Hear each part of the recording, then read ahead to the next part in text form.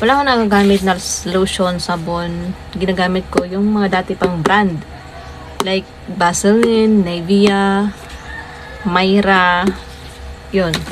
Hindi ako gumagamit ng mga bago ngayon. Kasi, ewan ko, basta. Hindi ako, takot ako eh. Pero, gusto kong itry. Kaya lang, marami kong nakikita pag lumalabas ako. Marami akong nakikita na ang kikintab ng mga mukha. Ang kikintab talaga. So, yun yung mga gamit nila na mga pang-rejuve, mga set-set na pa, mga package, mga nakapackage na. Yun, yan yun. So, nung nakikita ko sila, no, ang kikintab ng mukha, tapos ang itim ng liig, parang natatakot ako.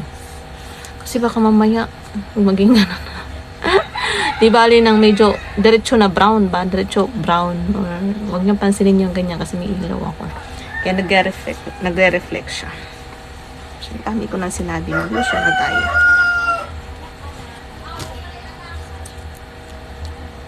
Anto, ang tawag niya?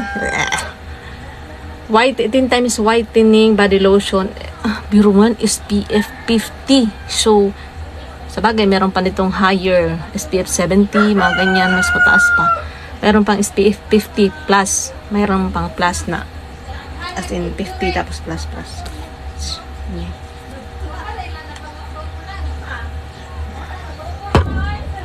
Bango siya. Diba?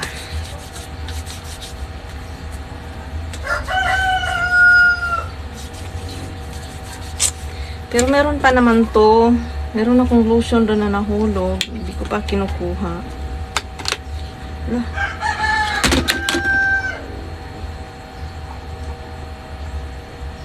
Magkaiba sila ng ang tawag niyan? Consistent. Ng texture. Tama ba? Magkaiba sila, no? Ito parang malapot. Ito malabnaw. Tumutulo.